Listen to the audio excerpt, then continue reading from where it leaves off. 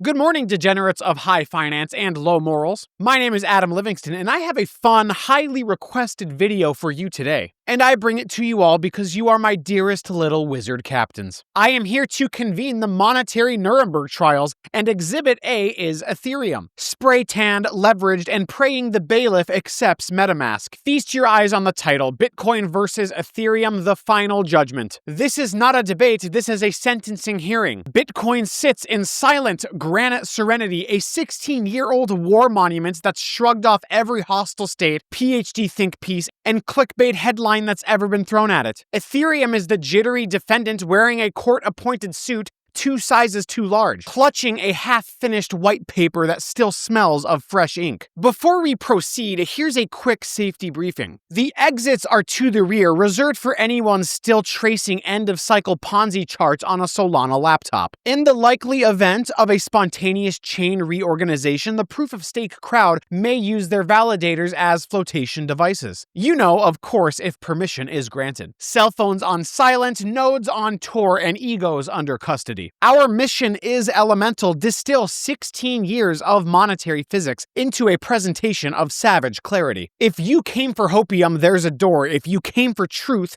measured in joules, sharpen your pencils and maybe your knives. Now tighten your ledgers, the demolition starts now. Let me set the table before we carve this turkey. Bitcoin is a sovereign thermodynamic clock. Blocks tick like a nuclear heartbeat, each one notarized by the global power grid. It's a monetary monastery. You either abide by the 21 million scripture or you're excommunicated by math itself. No committee, no charisma, no charismatic committee. Ethereum, on the other hand, is a Silicon Valley food court where every vendor shares the same grease trap. Monetary policy subject to change without notice. Governance, a Discord poll followed by a blog post explaining why last week's poll is obsolete. Security, trust that the top 3 staking pools don't form a cartel while you sleep. Culture, a Burning Man carnival of devs duct taping yield hacks onto a chain that's already buckling under its own weight. We're going to dissect the 8 vectors, think samurai cuts, not butter knives. Philosophy, Bitcoin masters time, Ethereum files Jira tickets.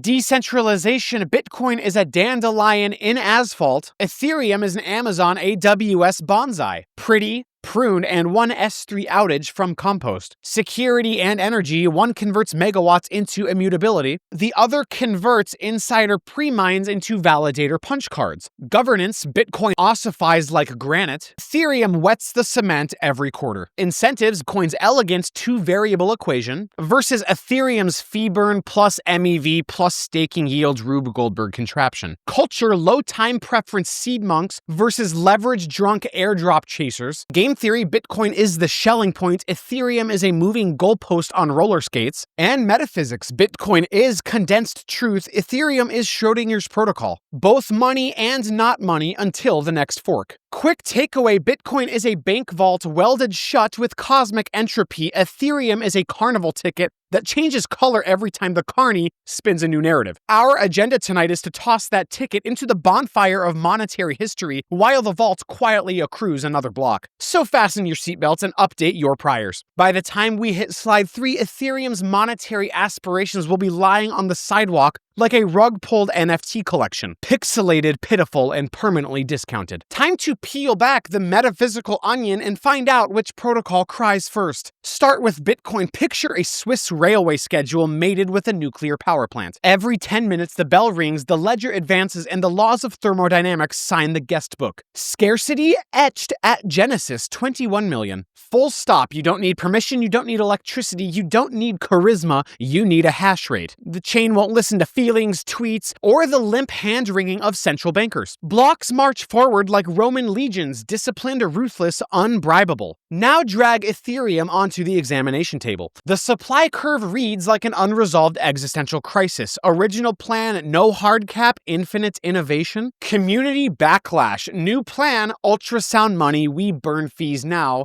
Surge of applause. 3 months later, the staking lobby whines about yield compression. So another proposal surfaces to juice issuance. This isn't monetary policy, it's a mood board. Imagine the Argentine peso got accepted into the Y Combinator, promised an app store, and still couldn't pick a fixed supply target. Zoom in on the issuance mechanics. Bitcoin halves its subsidy by clockwork, forcing miners to hustle for fee revenue, skin in the game welded to energy expenditure. The difficulty adjustment is a built-in purge cycle. Slack miners get vaporized, efficient miners inherit the earth. Ethereum swapped to proof of stake, and now security is rented from the rich. Validators earn yield on their own bags, reinforcing the very plutocracy blockchains were invented to escape. Stakers lobby for higher inflation, exactly like bond traders begging the Fed for quantitative easing. Same pattern, new jargon. Consider narrative integrity. Bitcoin's message never wavered: digital gold or bust. Ethereum pivots more than a TikTok micro-influencer. World computer, gas token, unstoppable DeFi, triple halving ultrasound store value, decentralized AI substrate, pick a lane Vitalik. The turn signal's been blinking since 2015. Close with an X-ray of incentives. Bitcoin aligns miners, holders, and future generations in a single invariant constant finite supply secured by real-world cost. Ethereum straps a yield farm to a burner party governance model and calls it innovation.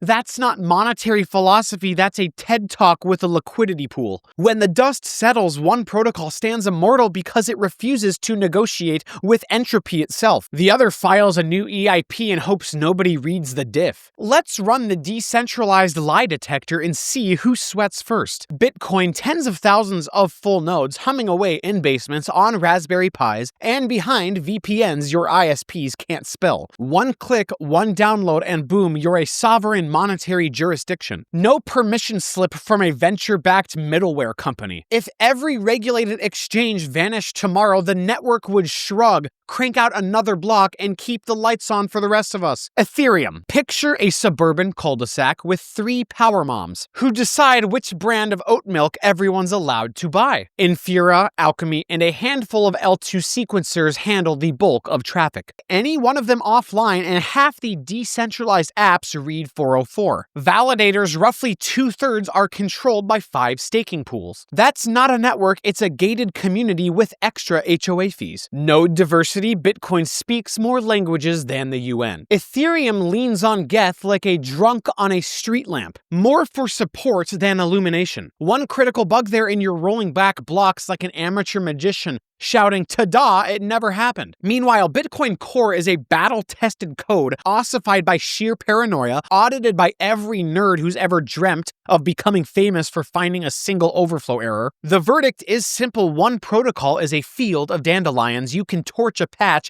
and the lawn keeps growing. The other is a single bonsai tree in a crystal vase. Looks elegant until the cat knocks it off the windowsill. Now we get to the engine room. Bitcoin's proof of work is industrial-grade entropy. Miners burn megawatts to embed transactions in granite. Want to rewrite history? Better bring a small nation's power grid and prepare for bankruptcy by sunrise. Electricity isn't a waste, it's the cover charge reality demands for tamper-proof money. Ethereum's proof of stake? Security for rent. Just stake a giant bag of pre-mined tokens and start collecting yields like you're clipping coupons on a sinking cruise ship. Long-range attacks, cartel collusion, bribery at validator level. Take your pick. If the top pools ever decide to coordinate, the honest minority can scream in the forums while the chain politely reorganizes their net worth. Energy narrative: Bitcoin doesn't apologize for physics. It hovers up stranded hydro in Kenya, flare gas in Texas, and surplus wind at 3 a.m., turning wasted electrons into a monetary C4 brick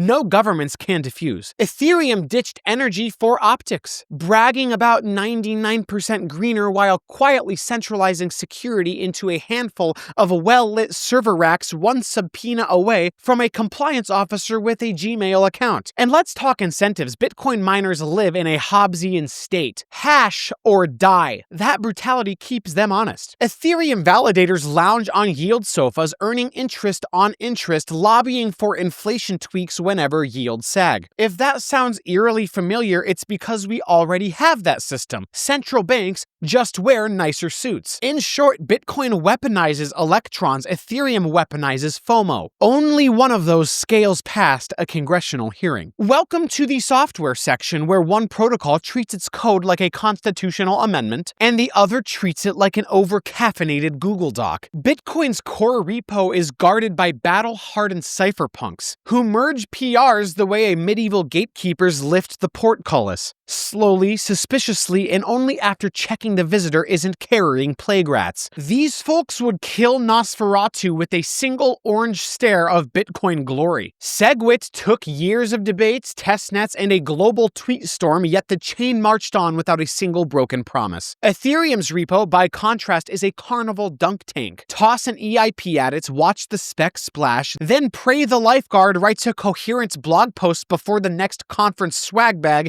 hits the table. DAO bailout forked. Difficulty bombs deferred. EIP 1559 implemented on a Thursday like a surprise software patch from a bootleg VPN. The merge flipped consensus like a suburban HOA deciding pink lawn flamingos are mandatory. Governance theater, Bitcoin holds grudges longer than organized religion. That paranoia is the feature. Ethereum runs governance by Reddit thread, then calls it emergent consensus when the moderators rage quit. One codebase ossifies into marble, the other hosts quarterly remodeling parties and sends the bill to the stakers. Bottom line, Bitcoin is a cathedral chiseled from granite. Ethereum is a startup office constantly swapping the ping pong table for a foosball table and invoicing you for the shipping. Now let's follow the money and watch one protocol write a minimalist haiku while the other drafts a 600-page tax code. Bitcoin, two moving parts: block subsidy and transaction fees. Miners fight a zero-sum Hunger Games where the only leanest rigs survive. Having /issuance on a 4-year metronome, forcing everyone to live with mathematical austerity. Difficulty adjustment is the celestial guillotine that drops on Slack hashers every 2016 blocks. Elegant, brutal, self-regulating. Ethereum is a Tinker Toys machine fueled by kombucha and venture debt. Fee burn lowers supply unless validator lobbying reverses it. Staking rewards crank supply unless burn outpaces issuance. MEV tips shower validators unless Flashbots decides otherwise. Then there's liquid staking derivatives rehypothecated on DeFi pools that themselves farm tokens with the structural integrity of a papier-mâché bridge. Ultrasound money is catchy marketing, so was low-tar cigarettes. Ethereum is the new Coke of crypto. Bitcoin is the Santa Claus with polar bears. Game theory test. Bribe 51% of Bitcoin miners and they still need to torch electricity every 10 minutes to hold the chain hostage. Bankruptcy comes faster than consensus. Bribe 51% of ETH stakers and they simply vote themselves a restitution package. Rename it social slashing and call the press conference from inside a rented Lamborghini. Economic incentives aren't just spaghetti, they're spaghetti served in a washing machine set to spin. When the froth subsides, one protocol leaves a single pristine noodle, 21 million, and the other leaves you with a sudsy mess and an NSF fee. Time to psychoanalyze the tribes. Bitcoiners, they stack sats like medieval monks, copying scripture by candlelight. Coffee is black, time preference is subterranean, and hobbies include verifying every block since 2009 on a single board computer that costs less than dinner. Their idea of a wild night out is laminating steel seed plates while listening to sailor videos at 1.25x speed. Ethereum fans, think Vegas pool party sponsored by a VC fund. Yield farming on triple leverage, Discord channels pinging when airdrop, and every wardrobe includes at least one hoodie with an ironic JPEG of a cartoon animal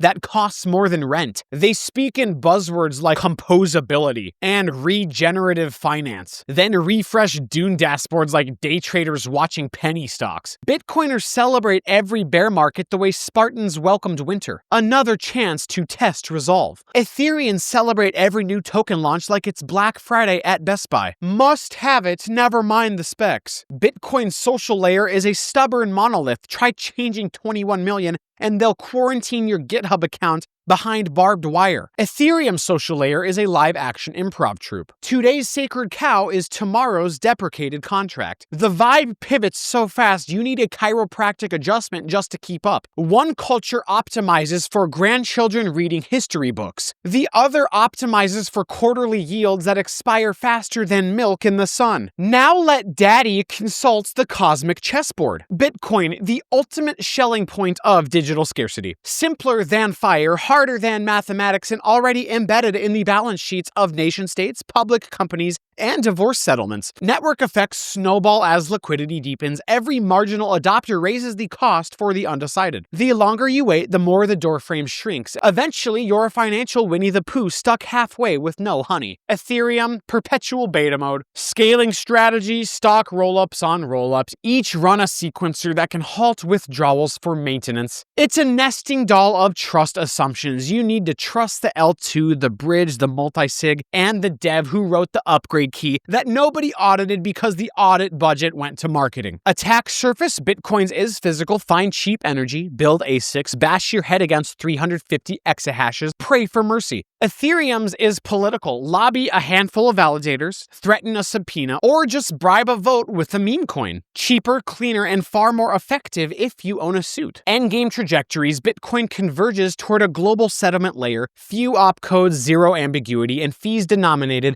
in human time savings. Ethereum converges toward a permissioned middleware stack competing with Google Cloud. Except Google Cloud doesn't randomly fork your database while you're asleep. In a multi-decade horizon, complexity decays, simplicity compounds. Bitcoin is the granite milestone civilizations will measure against. Ethereum is a sandcastle contest held during a rising tide. Impressive architecture until the water shows up. Here we are, the last page of the book and the first page of monetary history written in stone. Bitcoin is a cosmic pendulum that swings every 10 minutes and chisels truth into bedrock. It's the thermodynamic Rosetta Stone that future archaeologists will dig up and whisper, ah, so that's when humanity decided to stop lying about money. Blocks are time capsules stuffed with human potential, sealed by electricity, hurled into the infinite. That's not finance, that's physics wearing a tux. Ethereum, by contrast, is a teenager still figuring out whether it wants to be a garage band, a hedge fund, or a Pokemon trading platform. It can't decide on a haircut, let alone a fixed supply curve. Every fork is an identity crisis. Every roadmap is a confession of past regrets. You don't build civilization on a midlife crisis scooter, especially when the wheels keep getting redesigned while you ride. So what now?